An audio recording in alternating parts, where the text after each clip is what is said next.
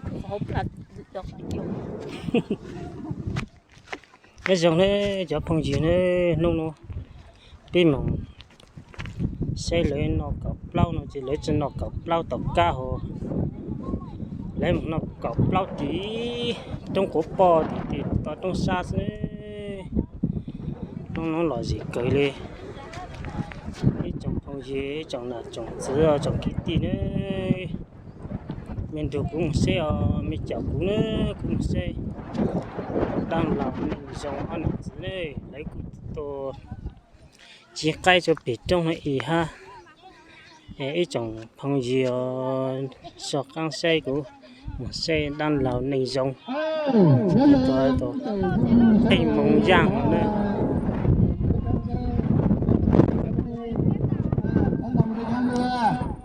cho biết ăn ai mà phải cho thì nhiều điều xa nó bao tê à tôi xin của tận trong cái gì alo nhớ dòng tới đâu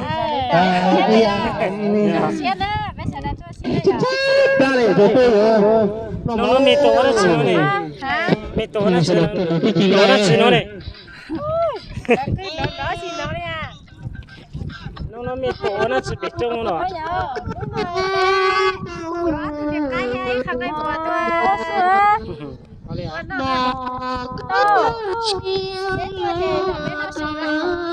tôi nói tặng nhưng mà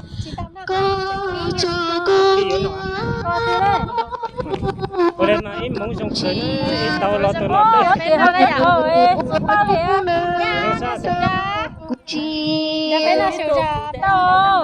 ta kia đi đâu máy rồi mi sẽ nó mi tổ tổ giờ mi tổ nó chỉ bên mi tổ ta mi chỉ tại bây giờ tôi trái sao này cho máy cho như tại cái này cho nó trả chủ đề cái nhau thì nó trúng rồi đâu lo chờ lúc lo cứ chẳng giờ cho cơ tôi tì đó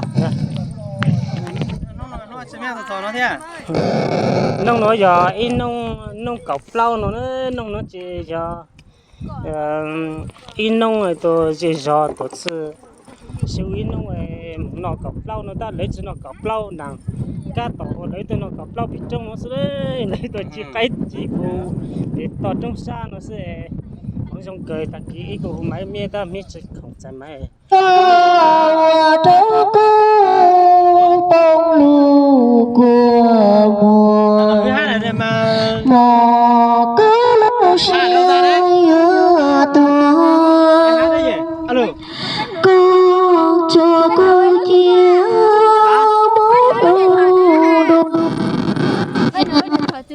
ai lên tiếng luôn máy là giờ lên tiếng hướng con à em mi nhóc rồi là hút tí à cái kia bắt được ô thế cái này của mình bắt được cái kia cơ à đạt chức năng thế nhở nhớ xong chứ đó có cái viên lọt rồi lúc mi thì chỉ phát là tôi đối với nó thì mà cũng nhung lỗ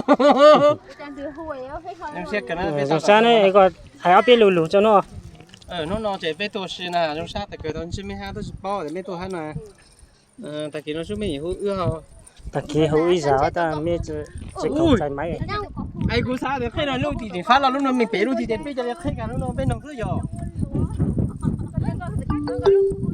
nó nói mẹ tổ chỉ cái là mẹ tổ nó chưa này cái tôi đấy không bà chị con sao lại bước qua đây chuẩn bị ăn rồi bên phải sao nó cái tôi nó thì cái tôi cho dọc phụ độ cọc lo sao lau sữa cứ là thảo cái cho đa thia cho lúa chia thế mang thịt lên ăn thôi hay sao đói lắm rồi mọi người không đói à mang một cái ai có đi lông thì lấy một cái đi lông về đây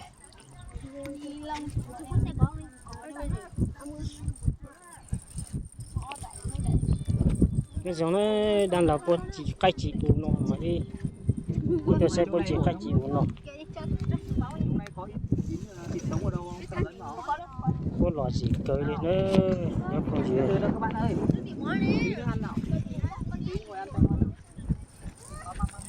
Tao phải hát một bài cho chúng ta nghe. Xong chưa cậu ơi?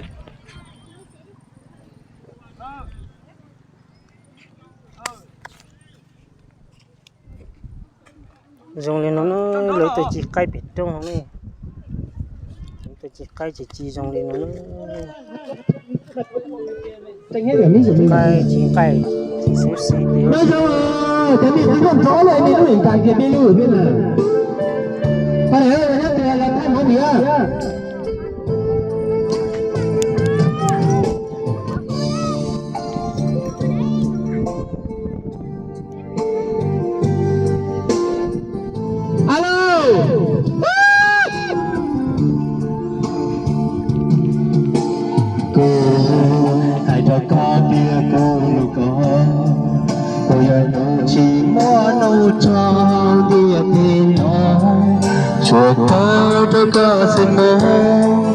chỉ mình nó cứ yêu chỉ đưa lên tên có của tao một lúc có bao cha một lúc ta đó khiến chưa cho kê nụ tư trời đâu có ý linh sư và nụ tư tu chỉ mua có thời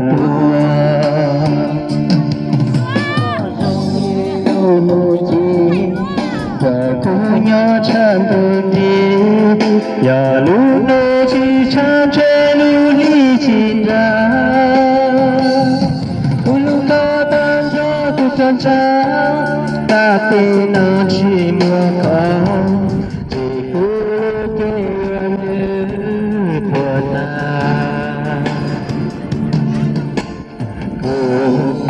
đâu thấy có của được kia giờ chỉ lưu của má tua kia đâu có sự kia của má chín trong có chia ở cũng chia mua bông trắng người kia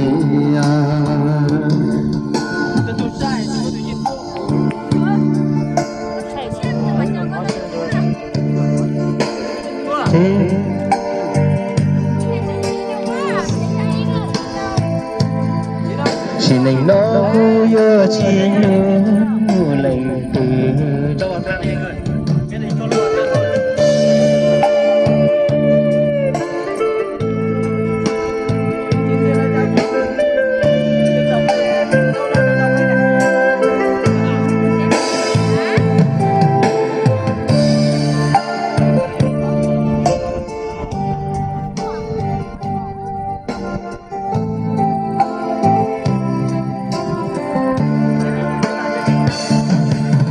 có sự đi lưu một chi giàu cũng nhớ trang đông chi nhà lưu nô chi trang chế lưu đi chi ra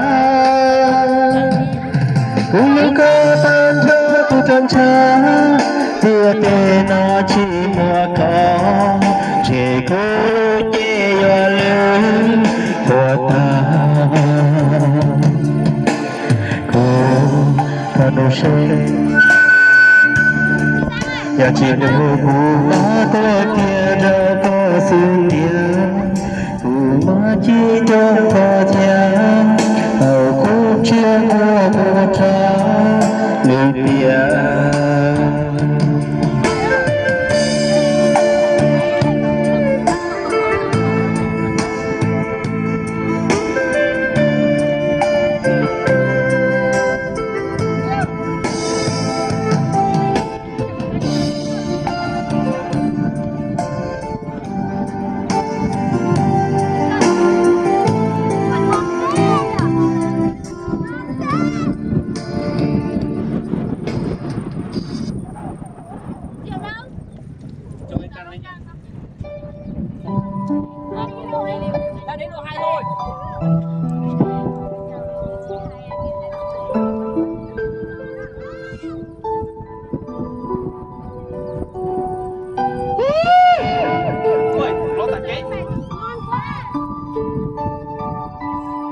Inom aja ini kan thịt thì nó uống.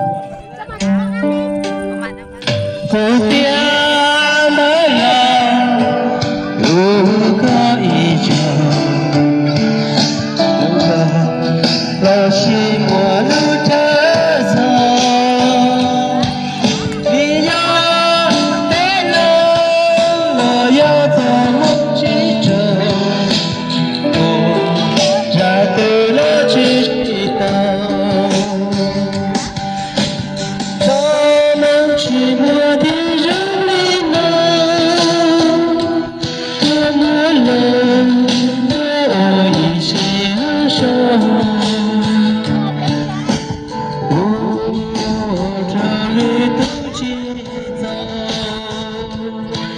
múa ca rồi chỉ múa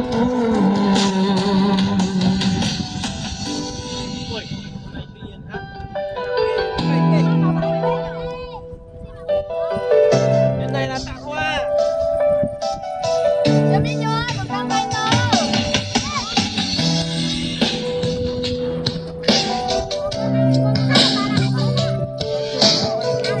Một chiến ơi. Không ai để nó lên chiến.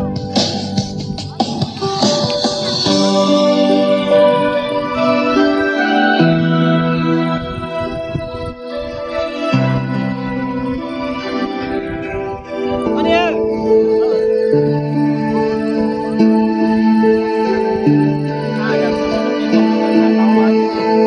Lên con lên tất cả nó không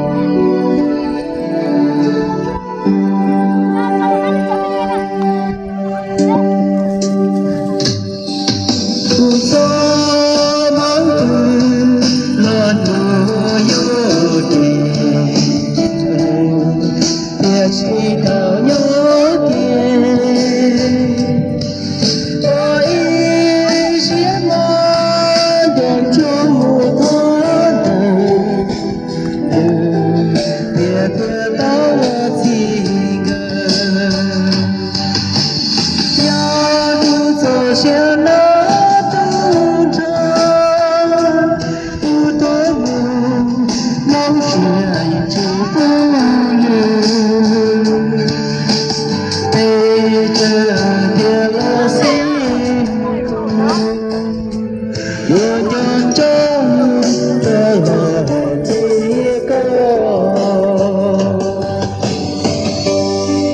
Con là thay vì đưa nó cái này.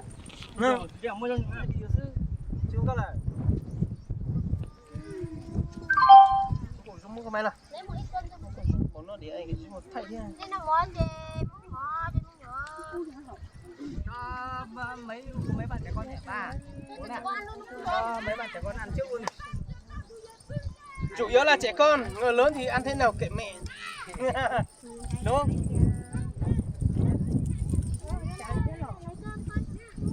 Cơm mình lấy thịt cho mấy anh em ngồi ăn luôn. Trăm bia chỉ cho tơ, trăm bia chỉ cho tơ nó chớ không dư thằng này yon trống nơi mà. Chị Giang ơi, chị cho cái túi bóng này để Ok. ta chỉ nói chỉ cú cú răng cao tiền trăm bia nó chân tơ đấy Anh nâng rượu được con nâng chân nhá. ăn có bác. Nhá, vậy thì ăn luôn chị lại đang nâng rượu. lại đắp thêm mong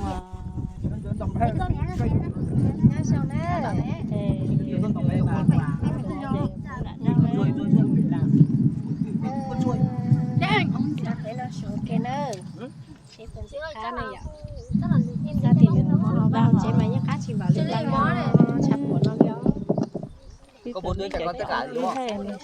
4 đứa 5 đứa nhỉ? 4 đứa à? 4 đứa cho 2 đứa ăn cùng nhau, 2 đứa ăn cùng nhau cho nhanh. đang ở thủ tục kia xe nữa. Con này cha cái lỗ máy này thầu cũng chỉ xí mà bún cờ bún xí kia mà Lấy cơm cho mọi chị con ăn đi. Hoa ơi. Ở đây. Ăn đi con. con bia là gì tết tết Mình nghe ngã con. À, bé là lùi thằng ăn rồi. Này chị ơi, hãy tạm một con. Nhiều quá. Con ngồi đằng kia ăn thoải mái nhá. ôi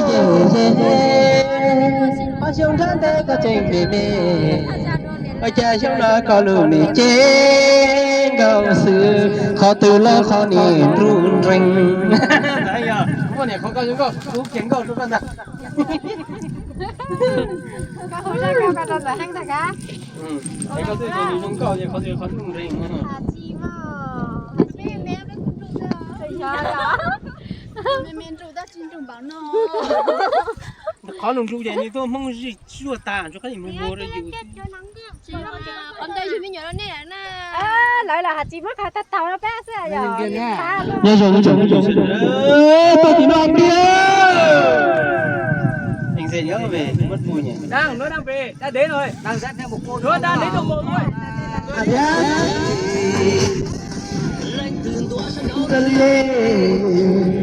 lấy tim tôi sẽ tỏ lên ra giờ cùng đó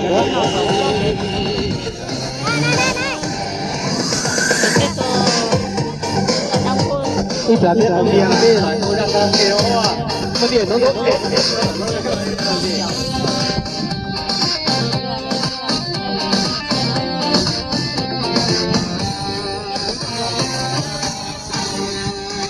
后面了是。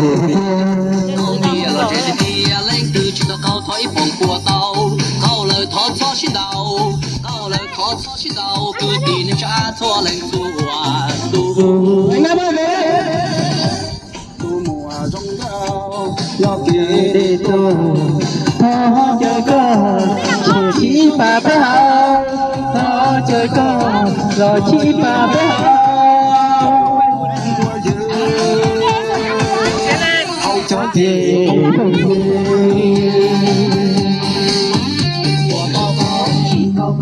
我到好，我到好。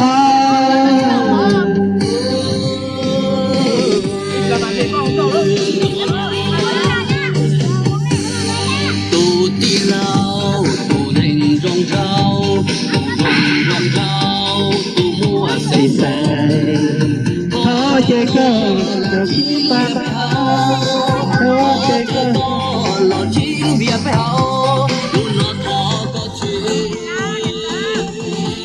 qua chỉ Nó nó mở đâu, mấy thằng con này ăn này đi Vua tao khảo Vua tao khảo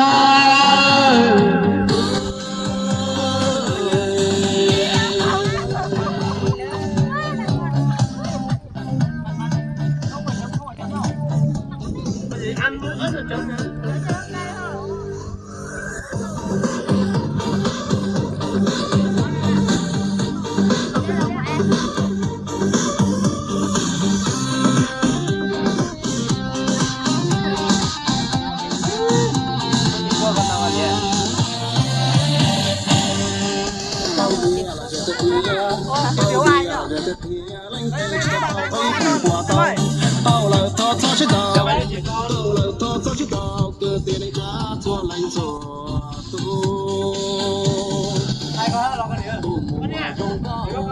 nhớ kia để tu họ chờ con là chỉ luôn việc phải hao Sang bên này đi chờ con là chỉ luôn việc phải hao hao qua phong qua dư hao cho kia phong dư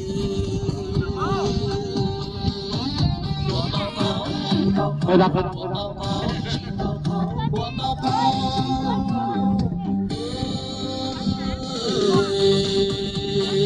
Nghe chợ ý ha lê mong thấy tụi đất hay mong cho tụi xe cho không gì cho nạt tụi tụi này chăng cho nạt cho tụi mẹ chậu ha nó mẹ bác sĩ ha lê cú sa một thay thay mong con này cho mẹ xe thay mong con này thì dòng tụi nha ha tụi ra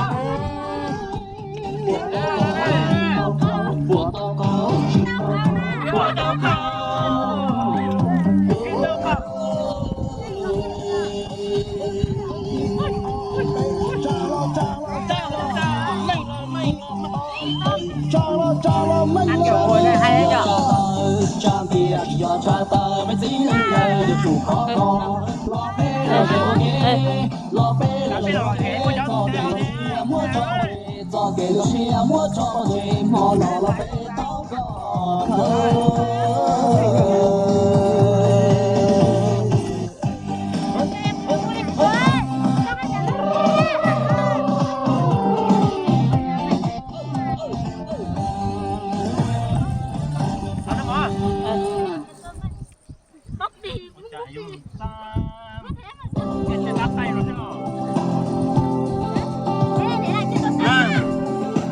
Nói một chút à? Như tôi nhìn một dưới hình bên nó thì tối mùng bên mua ăn.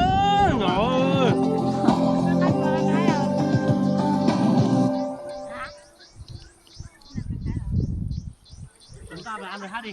Về lâu thôi nhỉ? Về đâu rồi? Hôm nay sắp là nó thì có gì ở nhà hôm đó nói tụi tôi nhớ là hôm đó Hát bài nào tôi cho đây. Anh phải làm thế đi rồi. Anh ấy mà hát bỏ đi hết ăn đi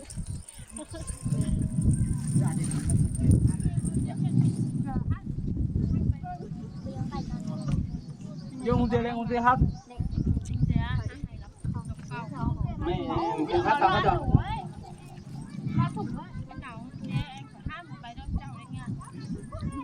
Nó bây giờ khán giả cho mày chủ đề một bao nhiêu mày không bảo không còn đó nhiều thứ đâu. Ok.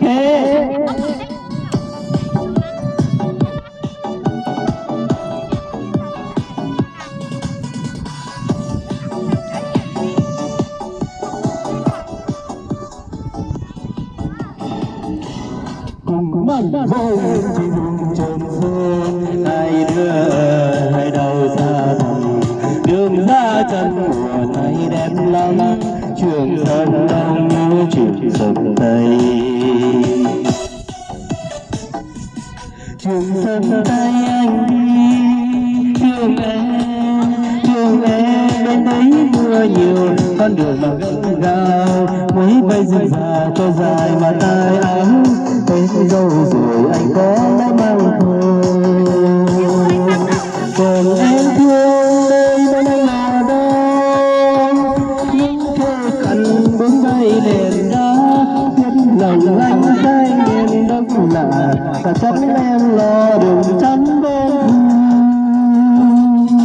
cánh lưng xe rồi đột ngột cánh ngật ngật xua đi nỗi nhớ em xuân nuôi năm đời rực rỡ tay nhìn tôi ngập cả nỗi riêng tư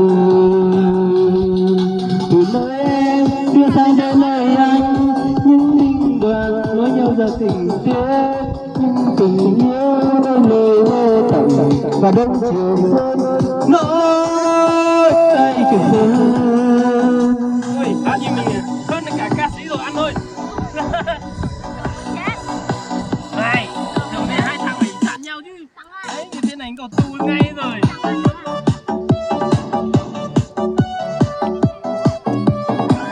Ô, đây máy. Đó là. Đó đây. Cùng ngắm đất trên đường trồng sơn hai đứa hai đầu xa thẳm đường ra chân mùa này đẹp lắm trường thân đông nhớ trường sông tây trường sông tây anh đi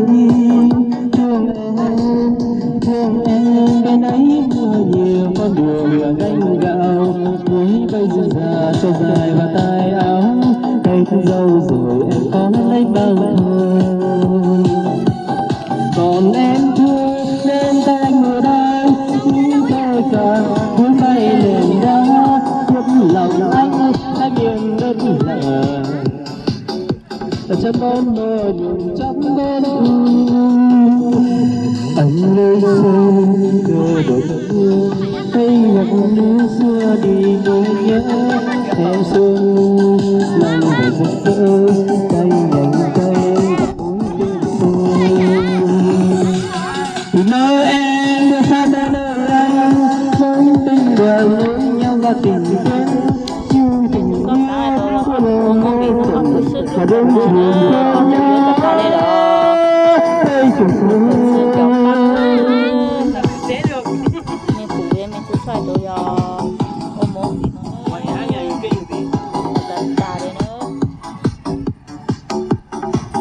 Phải hát đấy.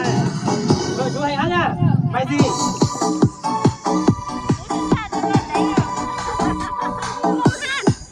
Mau lúc chiều luôn sao mình ra đây có cũng có ta rồi. Mình chấp nhận hát. Lúc chiều tao cứ mà tua vì có ý lên gì lạnh nữa. Cho nó mình bài hát đẹp cô sĩ chỉ có đánh ra hà có sự chia gọi đinh lưỡi không? chế đánh kia nó không chế xe. Có sự chia gọi đinh lên. Em muốn mấy nhiều em đã rồi. Em thả chúng ta đâu nữa nè. Cả số đó chế bên môi từ ca sĩ tối trọng lời nhau đây chờ sàng láng cô ơi lấy ui tần cô mò luôn Ra sẵn đến rồi. Đây cậu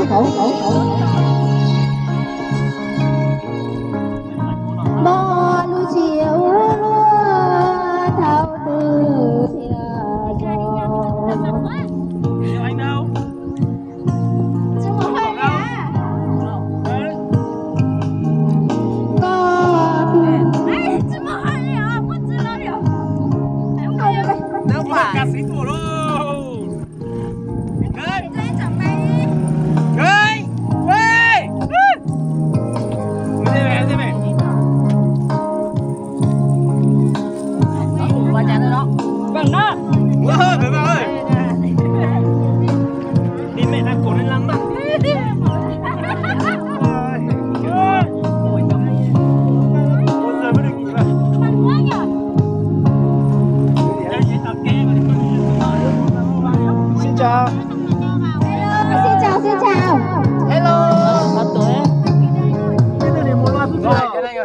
不听话哈。哎哎哎哎！trò con ha mà xe của mày sao mà có thể lên ở đây chứ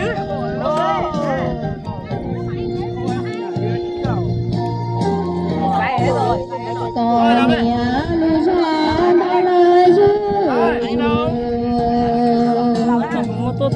địa thiên cả tư sai một thiên nha đi nha cái na đi ô tu ba mùa sai dù nha lo tơ chua mò về đây mày ơi giàu nó có nghĩa là mù lời thiên địa cho xe trao địa tu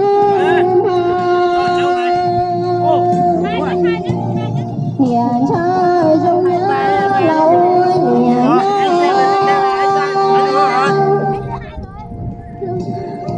phải lạnh càng á còn chúng bao để phê một cái bộ này chúng một em mà gió kia chia chia